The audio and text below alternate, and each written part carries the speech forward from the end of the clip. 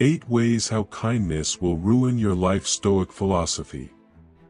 Being kind can destroy you if you're not careful. I know that sounds harsh, maybe even wrong.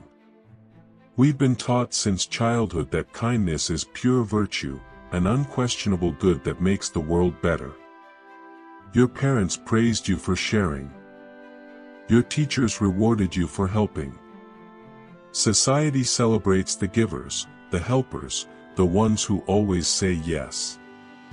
But here's what nobody tells you. There's a shadow side to kindness that can slowly erode your soul. Has your kindness ever left you drained, used, or forgotten? Have you ever given so much of yourself that you looked in the mirror and wondered where you went? Have you felt the sting of helping someone who never said thank you, never reciprocated, never even acknowledged your sacrifice? If you're nodding right now, you're not alone and you're not weak. You've simply fallen into one of humanity's most beautiful traps, the belief that giving without limits is love, when sometimes it's actually self-erasure. The ancient Stoics understood something we've forgotten. Virtue without wisdom becomes vice. Kindness without boundaries doesn't make you noble, it makes you vulnerable. And in a world full of people ready to take advantage of your good heart, that vulnerability can cost you everything. This isn't about becoming cold or selfish. This is about learning the difference between kindness that heals and kindness that destroys. Between giving from strength and giving from emptiness. Between being genuinely helpful and being quietly used. The Stoic philosophers Seneca, Epictetus, Marcus Aurelius, they knew that true strength comes from knowing when to give and when to guard yourself. They understood that protecting your energy isn't selfishness, it's responsibility. Not just to yourself, but to the people who truly deserve your best. So let's explore the hidden costs of being too kind. Let's examine how your beautiful heart might be working against you. And most importantly, let's discover how to be genuinely kind without losing yourself in the process. Section 1. The trap of expectations. You thought your kindness would create gratitude, but it created entitlement instead. Here's what happens when you're always available, always helpful, always saying yes. People stop seeing your kindness as a gift and start seeing it as a given. Your generosity becomes their expectation. Your sacrifice becomes their right. Think about it. When you consistently drop everything to help someone, they begin to plan around your availability. When you always lend money without asking questions, they start to see you as their personal bank. When you're the one who always listens, always gives advice, always offers comfort, people stop wondering if you need the same in return. The Stoics had a brutal truth about expectations. They are the root of all heartache. Epictetus taught that we suffer not because of what happens to us, but because of what we expect to happen. But here's the twist. When you give without boundaries, you're not just creating expectations in others, you're creating them in yourself. You expect appreciation that never comes. You expect reciprocation that feels one-sided. You expect the people you help to care about you the way you care about them. And when these expectations aren't met, which they rarely are, you feel used, forgotten, and bitter. The cruel irony is that your kindness, meant to create connection, actually creates distance, because now every interaction carries the weight of unspoken expectations. Every favor becomes a test of their gratitude. Every moment of help becomes a transaction where you're always giving more than you receive. Seneca wrote, "Every new beginning comes from some other beginning's end." Your journey toward healthy kindness begins when you end the cycle of unconscious expectation. When you give, give freely. When you help, help without strings. But most importantly, when you feel that familiar sting of unmet expectations, recognize it as a signal. Not that people are ungrateful, but that you're giving from the wrong place. True kindness expects nothing because it gives from fullness, not from need. It gives because the giver is complete, not because they're trying to fill a void through external validation. Section 2. Becoming invisible to yourself. Every yes to others is a no to yourself. This might be the hardest truth of all. While you've been busy being kind to everyone else, you've been quietly cruel to the one person who needs your kindness most. You. When was the last time you asked yourself what you needed? When did you last check in with your own feelings, your own dreams, your own exhaustion? If you're like most overly kind people, these questions feel foreign, almost selfish. You've become so practiced at tuning into other people's needs that you've lost the signal to your own. But here's what's really happening. You're not avoiding selfishness. You're avoiding yourself. Sometimes we give compulsively because facing our own inner world feels too hard. It's easier to solve someone else's problems than to sit with our own loneliness. It's simpler to rescue others than to rescue ourselves from patterns that don't serve us. It's more comfortable to be needed than to need. The Stoics believed that the unexamined life was not worth living. Marcus Aurelius spent his evenings writing to himself, examining his thoughts, his actions, his motivations. He understood that wisdom begins with self-awareness, and self-awareness requires time alone with your own mind. But when you're always available for others, when do you have time for this essential work? When you're constantly giving, when do you receive, even from yourself? You begin to disappear, not dramatically, not all at once, but slowly, quietly, like ink dissolving in water. Your preferences get forgotten, your goals get postponed, your boundaries get erased, your voice gets softer and softer until even you can barely hear it. And the tragedy is that the world doesn't just lose your kindness when you burn out.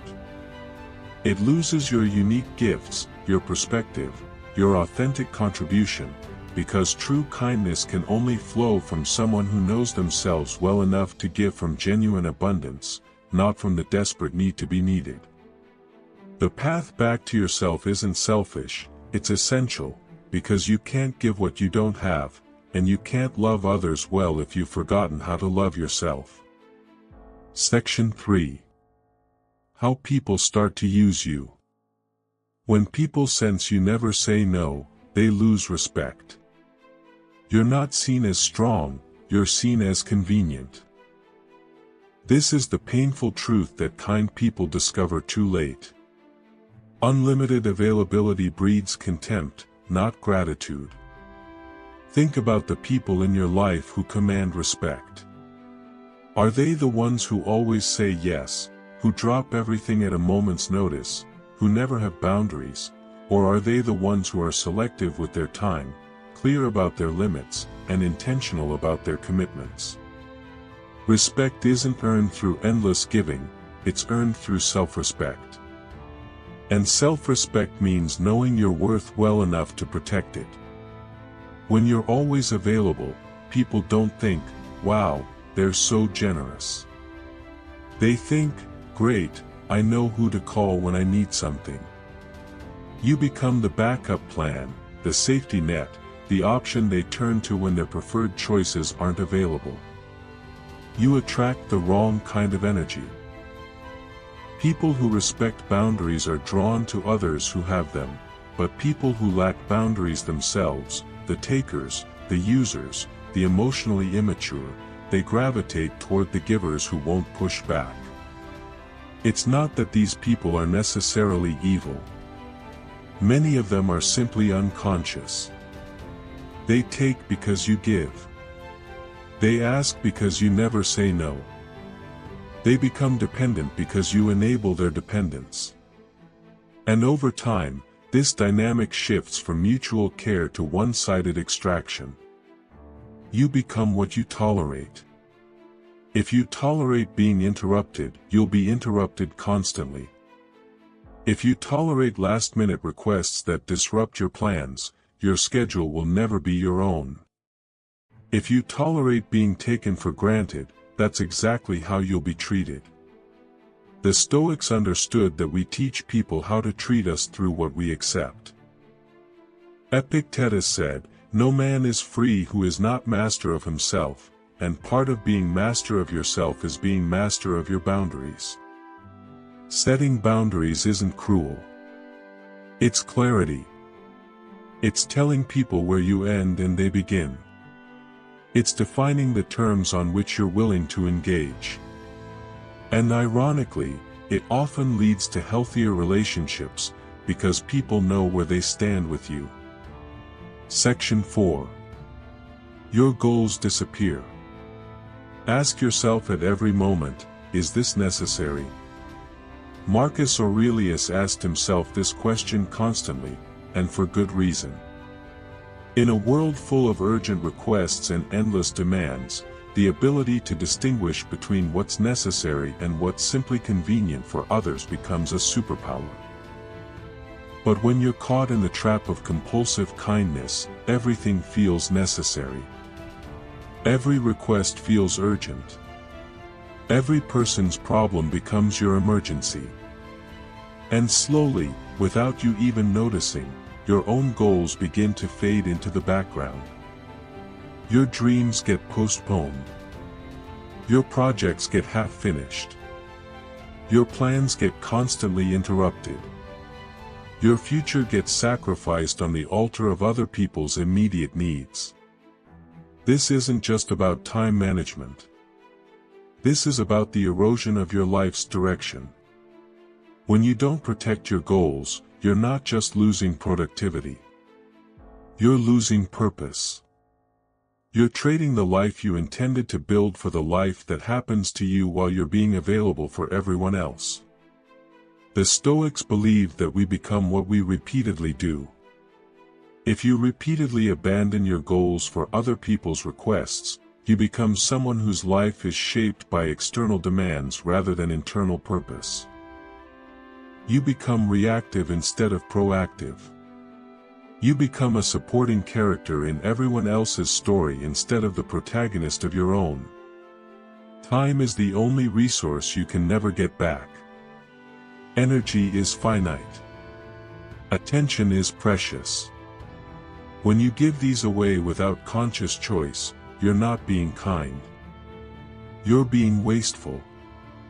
Wasteful of the gifts you were meant to develop, the contributions you were meant to make, the person you were meant to become.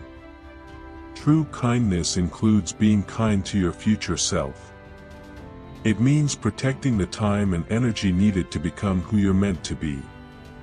It means saying no to good opportunities so you can say yes to great ones. It means disappointing some people in the short term so you can serve them better in the long term. From a place of strength and accomplishment rather than depletion and resentment. Section 5. You attract the wrong people. Like attracts like. Energy attracts energy. And when you give without balance, you lower your vibration and become a magnet for people who only take. This isn't mystical nonsense. It's practical psychology. The energy you put out into the world determines the energy that comes back to you. When you're constantly giving from a place of depletion, neediness, or the desire to be needed, you attract people who are looking for someone to deplete, someone to need them, someone to use. Healthy people, those with good boundaries, balanced energy, and genuine reciprocity, are often uncomfortable around compulsive givers. Not because they don't appreciate kindness, but because they sense the imbalance. They feel the unspoken expectations, the hidden neediness, the slight desperation that comes from someone who gives not from abundance, but from emptiness. Meanwhile, Users and takers see you coming from a mile away. They can sense when someone won't say no, won't set limits, won't demand reciprocity. They gravitate toward the people pleasers, the overgivers, the ones who mistake being used for being loved. You don't just lose energy in these relationships. You lose yourself. Because when you're constantly accommodating people who don't accommodate you, when you're always considerate of people who aren't considerate of you, when you're perpetually understanding toward people who don't try to understand you, you begin to believe that this is what you deserve. Your standards drop. Your expectations lower. Your sense of what's normal in relationships gets distorted. You accept behavior from others that you would never exhibit yourself. And slowly, you build a life surrounded by people who take your kindness but don't reciprocate it. The Stoics taught that we become like the people we spend time with. If you surround yourself with takers, you either become bitter from constant giving or depleted from constant draining. But if you surround yourself with people who match your energy, who give as well as receive, who respect your boundaries as much as you respect theirs, you create a life of genuine mutual support. Changing your energy changes your relationships. When you start giving from strength instead of neediness, from choice instead of compulsion, from boundaries instead of boundarylessness, you naturally attract people who operate the same way. Section 6. You risk addiction and escapism. Guard your inner citadel. This was the Stoic principle that could save your life, or at least your sanity.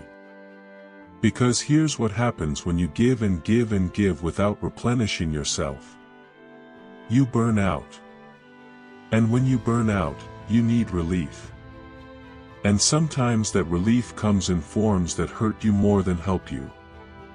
The overly kind person often struggles with what psychologists call high-functioning problems. You look fine on the outside. You're still helping people, still saying yes, still being the reliable one. But inside, you're running on empty. And empty vessels need to be filled, sometimes with things that aren't good for them. Food becomes comfort when comfort isn't coming from anywhere else. Alcohol becomes relaxation when you can't relax naturally anymore. Shopping becomes therapy when you can't afford actual therapy because you've spent all your money helping others.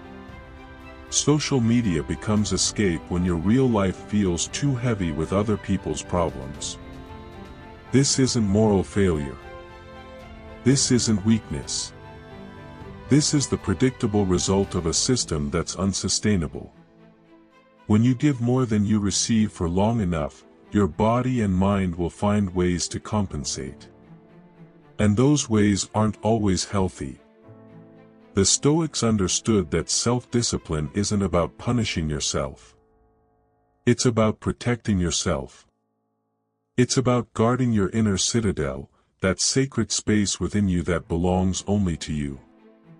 When you let everyone else into that space, when you make their problems your problems, their emergencies your emergencies, their emotions your emotions, you lose the sanctuary where you restore yourself.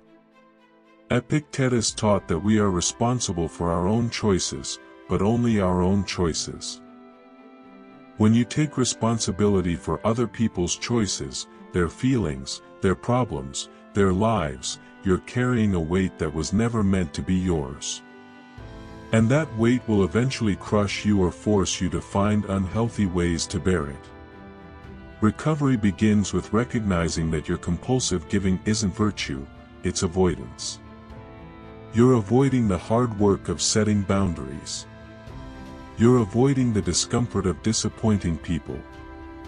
You're avoiding the anxiety of focusing on your own problems instead of losing yourself in other people's problems. Section 7. You're seen as suspicious, not kind. Boundaries are what make kindness believable. Here's the paradox that breaks the hearts of chronic people pleasers. When you're kind without limits, people don't trust your kindness. They question your motives.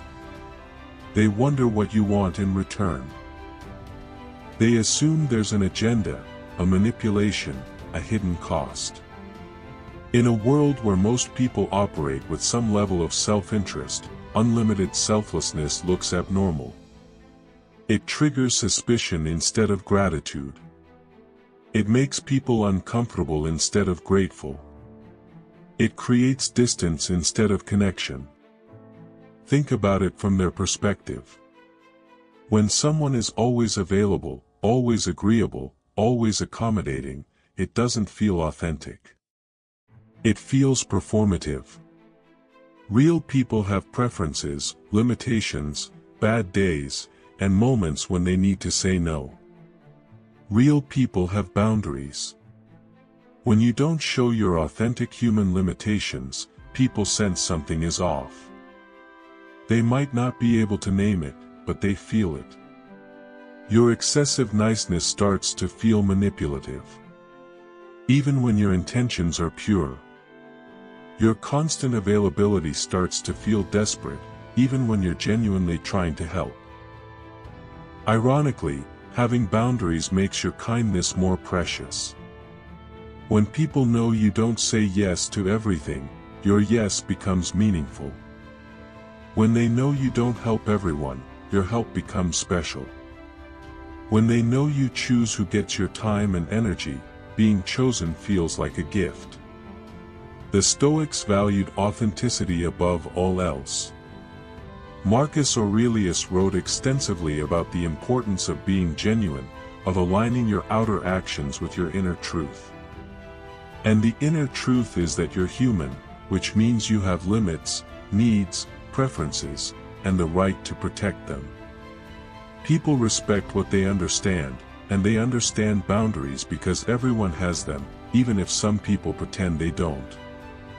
When you operate with clear, kind, but firm boundaries, you're speaking a language everyone understands. You're showing up as a complete person, not just as a service provider. Your kindness becomes more impactful when it's selective.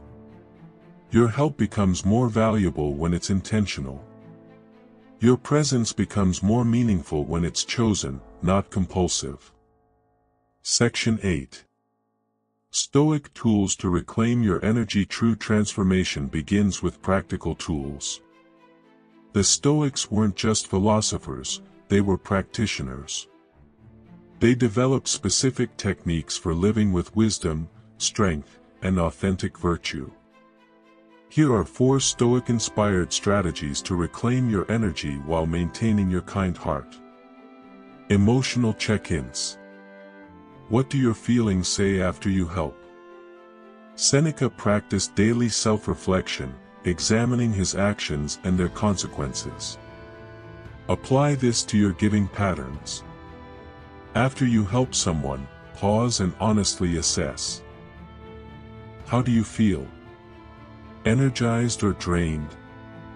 Appreciated or used? Clear or confused about your motivations? Healthy giving leaves you feeling aligned, purposeful, and at peace, even if you're tired from the effort. Unhealthy giving leaves you feeling resentful, invisible, or questioning whether you matter to the people you help. Your emotions are data. They're telling you whether your kindness is flowing from strength or emptiness, from choice or compulsion, from love or the need to be needed. Listen to them. They're often wiser than your thoughts. Use the word no without guilt. Practice in the mirror. Epictetus taught that we must practice virtue like we practice any skill. Saying no kindly but firmly is a skill that requires practice. Start small. Practice in the mirror. Practice the words, the tone, the body language. I appreciate you thinking of me, but I can't take this on right now. That sounds important, but it's not something I can help with. I'm not available for that, but I hope you find what you need. Notice that none of these explanations involve elaborate justifications or apologies. The Stoics understood that you don't need to justify your boundaries. You just need to maintain them with clarity and kindness. Remember, saying no to one thing is saying yes to something else. Every no protects your ability to say yes to what truly matters. Schedule sacred time. Guard your alone time. Like a sacred temple. Marcus Aurelius, despite being one of the most powerful men in the world, protected his time for reflection and solitude. He understood that inner work requires space and space requires boundaries. Schedule time for yourself as seriously as you schedule time for others. Put it on your calendar. Protect it fiercely. Use it intentionally for rest, reflection, pursuing your goals, or simply being alone with your thoughts. This isn't selfish. It's essential maintenance. You can't pour from an empty cup, and you can't give your best to others if you never take time to restore yourself. Sacred time is where you reconnect with who you are beneath all the helping, giving, and accommodating. Identify energy vampires. Don't fix people who refuse to heal. Not everyone who asks for help actually wants to change. Some people are addicted to their problems, comfortable in their dysfunction, or looking for someone to enable their avoidance of responsibility. The Stoics called this a waste of energy, like trying to fill a bucket with holes in it. Energy vampires share common traits. They take more than they give. They create crisis after crisis. They ask for advice but never take it. They expect you to solve problems they could solve themselves, and they make their chaos your emergency. Distance isn't cruelty. It's wisdom. You can't save someone who doesn't want to be saved, and trying to do so will only drain you while enabling their dysfunction. Sometimes the kindest thing you can do is stop rescuing someone and let them experience the natural consequences of their choices. This doesn't mean abandoning people in genuine need. It means distinguishing between someone who needs temporary support and someone who wants permanent rescue. Kindness, without boundaries, is self-erasure. You were never meant to burn out in the name of kindness. The Stoic path isn't about becoming hard or cold. It's about becoming strong enough to be genuinely kind. Kind from a place of choice rather than compulsion. From abundance rather than depletion. From wisdom rather than naive hope that giving everything will somehow be enough. True kindness requires discernment. It requires the courage to disappoint some people so you can truly serve others. It requires the wisdom to know the difference between helping and enabling. Between supporting and rescuing. Between being generous and being used. The strongest people aren't those who never say no. They're those who say no so they can say yes to what matters most. The kindest people aren't those who give everything to everyone. They're those who give thoughtfully, intentionally, and sustainably. Protect your energy like you protect your most precious possessions. Because that's exactly what it is. Guard your time like you guard your deepest values. Because how you spend your time is how you spend your life. Set boundaries like you set priorities. Because boundaries are priorities made visible. Remember this. You cannot give what you do not have. You cannot love others well if you have not learned to love yourself well. You cannot offer authentic kindness if you have lost touch with your authentic self. The world doesn't need your exhaustion. It doesn't need your resentment. It doesn't need the bitter shell of who you could have been if you had protected your energy better. The world needs your gifts. Your unique perspective. Your genuine care offered from a place of strength and choice. Your kindness when it flows from fullness rather than emptiness. You are not responsible for saving everyone. You are not required to say yes to every request. You are not obligated to set yourself on fire to keep others warm. But you are responsible for your own well-being. You are required to honor your own needs. You are obligated to protect the precious resource that is your life energy. True Stoic generosity isn't blind sacrifice. It's giving from strength, not from depletion. It's offering your best to those who deserve it, not your exhaustion to anyone who asks for it.